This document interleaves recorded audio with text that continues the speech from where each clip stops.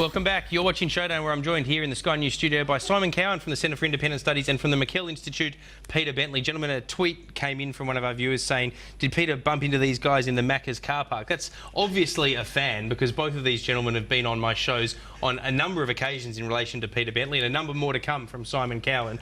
Very rude indeed, but, you know, gentlemen, you're well qualified to talk about Labor's woes, Peter Bentley, and about the economy, Simon Cowan. Very disturbing that someone would think I just bumped into them in the Macca's car park. Someone who I certainly wouldn't bump into in the Macca's car park, probably because as a Green Senator, Penny Wright, you've got some sort of environmental concern about Macca's generally. Would that be true?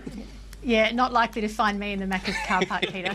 All right. Thanks very much for joining us. As you know, the lower house is going through a series of sittings at the moment in relation to amendments with votes for the Gonski reforms. Now, can I just start by asking you, do you fundamentally support these reforms? And if so, what's the key element of the reform beyond just pumping billions more dollars into education? Yeah, look, the Australian Greens have been calling for reform to the school funding system for a decade now, so we absolutely welcome the structural reform that will come with the Gonski legislation.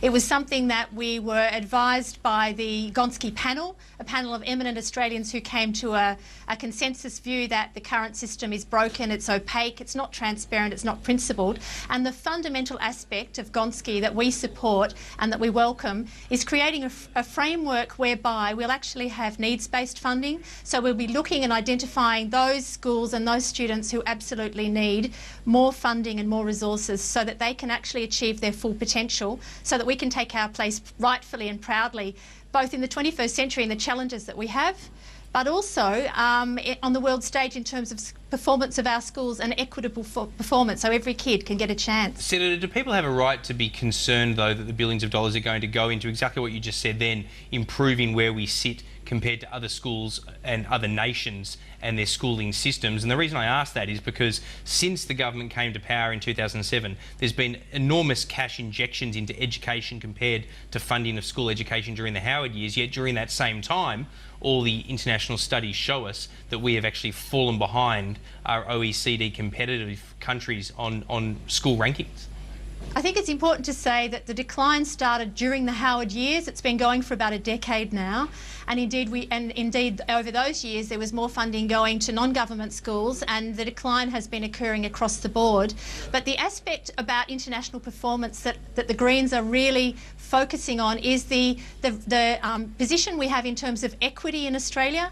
Unfortunately, compared to our OECD peers like Canada, the Scandinavian countries, we're actually an inequitable funding system and a schooling system, so that what that means is that in Australia, a child's ability to achieve is much more likely to be related to their background, the wealth of their parents, and some disadvantage than it is in other countries across the world, which means that we're actually losing the potential of so many Australian kids, which we can't actually afford to lose either as an economy and as a nation, but also from an absolute basis of fairness and people being able to achieve their potential and get on and live really full lives. Senator, stay with us. I understand that Andrew Leigh has just arrived at the studio there in Canberra. We're going to get him mic'd up so that he can join the conversation. I'll just turn to the panel here at the Sky News studio in Sydney about some of these issues about Gonski. Now, Peter Bentley, the thing that I want to sort of be sure of, I guess, before all these billions of dollars pump into education is that it's not just going to go into an education bureaucracy in Canberra, because it is true that when we look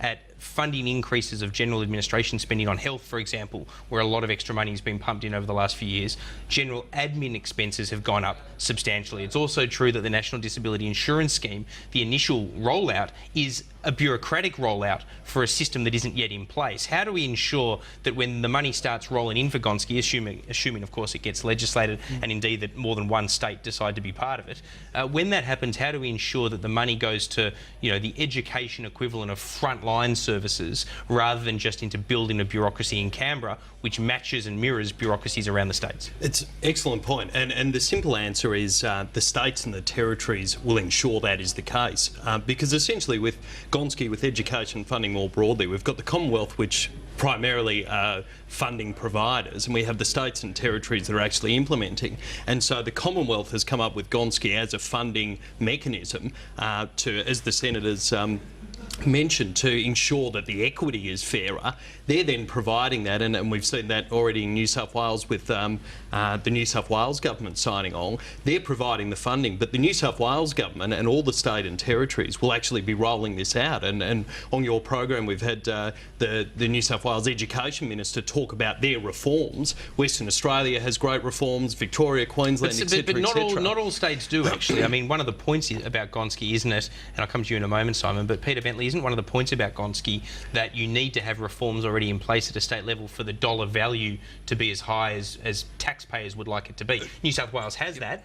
Some other states don't. Correct, and it's about streamlining and some states and territories that are below the standard, actually bringing them up and ensuring national consistency, and that goes to the broader point. Well, that's part of the Gonski funding agreements that are signed with each state and territory to ensure that the dollars are well spent. But I think we can be just finishing up very confident that when the dollars are transferred to those states and territories, they'll be pushing them out to the front line. Well, you might be very confident, but Simon, are you as confident? Do you share Peter Bentley's confidence that the dollars won't go into bureaucracy, they'll go into the frontline services, I suppose, that Senator Penny Wright was talking about? I suspect that the biggest danger of Gonski is the addition of more Commonwealth oversight. One of the things that we see with Commonwealth money is there's a lot of strings attached, there's a lot of reporting mechanisms. We've already got literally thousands of public servants in a federal Department of Education that doesn't employ any teachers. So there should be concerns, and I think, you know, we haven't seen what's in those funding agreements they've signed with the state, so we don't actually know what the oversight will be. The advantage of Gonski as a model is that it's a student-based funding model, which can then transition to something even more efficient like a voucher-based system. So you support it for that reason? I think it's a good reform. There are areas that you know, if it was up to us, we would change, and you know, I think it would be a full voucher system rather than just a student-based funding. But it's a step in the right direction towards a more efficient system. That sounds like a Labor talking point, a step in the right direction. They should put that in the list here. I've got the talking points in front of me. I didn't see step in the right direction anywhere. The important thing, I think, is that we need to make sure it doesn't go down the same black holes that all the recent funding increases have gone down. We need to actually get into and reform some of the teaching standards and some of the teaching practices. The more autonomy and authority we can give to principals, the better. Senator Wright, can I ask you, you've probably heard those comments, or hopefully you've heard those comments from both of our panellists here at the Sky News studio. What are, in your view, the checks that are in place as part of the Gonski reform package that will ensure that states do lift standards where required?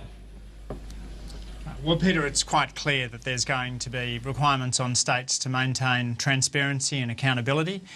They also have to make sure that they put into this. So this is a shared effort. The last time I looked at you, Leigh, you're not the senator. Was she shuffled out of the chair for you? We couldn't hear the name of the person that was directed to. My apologies. No, I didn't catch that either. So well, that's a really important point. And in fact, that's one of the issues that the Greens are looking at in terms of the regulations and in terms of the legislation. And it may be something that we'll need to look at moving amendments about, in that we do need to ensure that the money doesn't just go to systems, but it's actually going to get to the front line and to those services that will make an absolute difference to those kids that need it. And it's really the policy and the formulae are there in terms of ascertaining where disadvantage is, but the important aspect will be tying that funding to make sure that it gets to the kids that need it.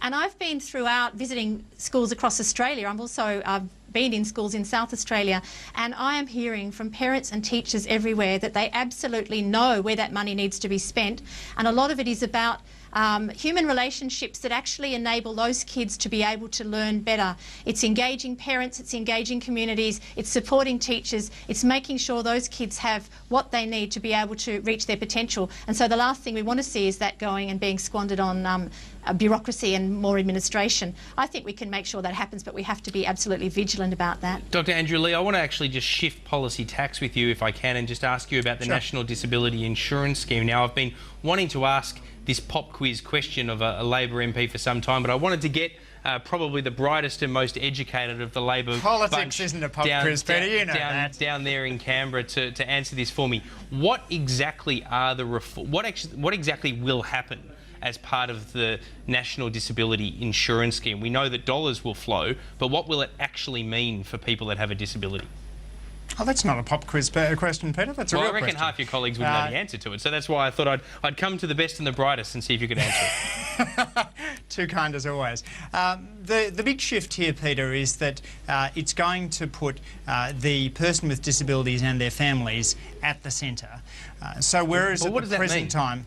Well, it means that an individual with disabilities and their loved ones will be able to choose a package that suits them. They'll be able to choose among providers to find someone who can provide appropriate services. So, for example, if you have mobility issues and you want to be able to have 7 showers a week, as I think people ought to be entitled to do, you'll be able to get appropriate home help to do that. So it's a voucher system of sorts. Would that be a fair comment? It's not going to carry. No one's going to turn up with a proper voucher, but it's a system which places the person with disabilities at the centre of it, and then all of the disability providers sit around the outside. So the government makes an assessment. We try not to do those assessments more often than we need to, which is an issue under the current system where even someone with Down syndrome can be required to be reassessed to confirm their chromosomes haven't changed. Crazy stuff. So there'll be a single assessment and then further assessments as needed, and then the individual and their family will make the appropriate choices. And that's going to be a change for some of the service providers. There's no question about that. The government's working with those service providers through that transition period. All right, having asked you a policy question, I'm hoping that you'll engage me in the polls, because in a former life as an academic, I've been talking about this on the program before you came on. Hopefully I haven't been verbaling you, but in an article you wrote for the Australian Journal of Political Science, you said that the betting agencies get it right much more than the opinion polls, and they're the way that we should look. Now, I had a quick look before coming on air, and Tony Abbott, you only get $1.01 if you want to vote for him, or bet on him, I should say, to become the next Prime Minister of Australia. Now, in your analysis, that would have him as an absolute rolled gold certainty, wouldn't it, according to what the betting agencies say? Well, Peter, that's another reason not to bet on Mr. Abbott. I mean, Mr. Abbott may not be a risk in the betting markets, but he's certainly a risk when it comes to Australian families.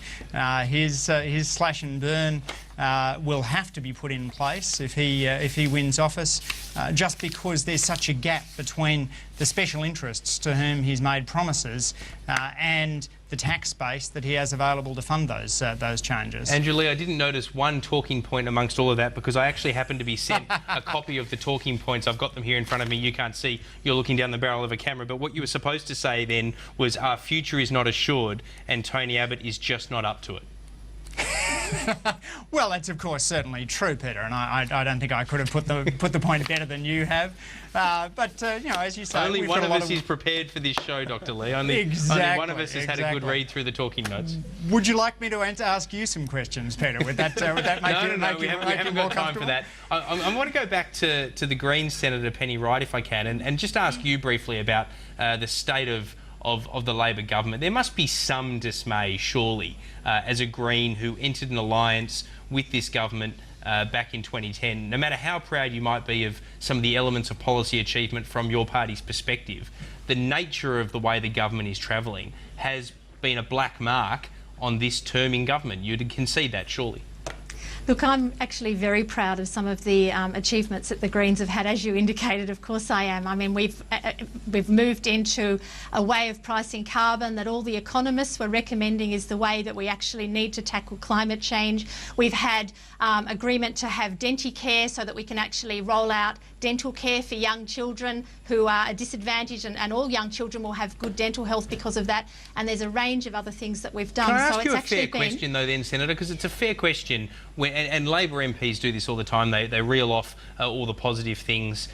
Maybe I'll see if we can post on the Sky website the 16 or 17 pages of those positives in the talking notes that I got handed today. But this is a fair question.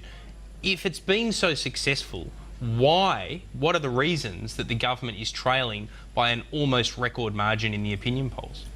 Are the public just wrong, are they? No, I think that there's been a couple of factors that have come into this. One of them is that right from the very start of this parliament, which was my first parliament, and which I saw with a real view of optimism, we heard the independents talking about the possibility of working together with collaboration and getting some really good reforms through. And in fact, we have, and I would stand by that. I won't reel those off now, but I'm absolutely convinced that we've had some really good outcomes in this parliament. But right from the start, we have had Tony Abbott with a wrecking strategy, which has really been, I should have had that job. If I can't have it, I'll trash it for you. And what's interesting is he's actually going to pick up the pieces. But you're saying that the Australian public is stupid then, because the Australian public are buying that. So you are, as an extension, saying that the public are mugs because they've bought in to Abbott's negative rhetoric. No, I don't. I'm not saying that the Australian public is stupid. I would never say that. I don't actually believe that. But what I do say is that there has been a campaign of destabilisation. There have also been mistakes made by this government too, and I'll be quite frank about that. I think one of the difficulties that they've faced is that they've taken quite a long time to understand what it means to work in terms of negotiating and communicating your message when you're in a parliament where you actually need to be respectful and to understand the other people that you're working with. When you're a minority government, you actually need to take that into account and work with that. And I think they've unfortunately been quite poor often at selling what have been some really good advances and some really good legislation that they've put through. So I think a lot of it is about the communication with the public, and I can't blame the public if they're getting their source of information from various areas, and it's not necessarily as broad or as honest in terms of the politics as it should be. And I do think that Tony Abbott's wrecking strategy has been a really difficult thing for the parliament. People tell me, I've never been in a parliament before the last 2 years, people tell me this is the most toxic, divisive parliament they've ever seen. And I think that's really unfortunate. In fairness, I think most of the toxicity in the parliament is between Kevin Rudd and Julia Gillard. Well, I don't actually agree with that because looking on, I see a lot of toxicity, a lot of misrepresentation of things, a lot of hyperbole that's actually directed right across the parliament. And I actually think, and I understand this because it's not my way of behaving, that the Australian public is really over it. And if you look at the opinion polls, what's really clear is that a huge number of Australians actually don't want either of the old parties, and they feel betrayed by Labor. They don't trust Tony Abbott.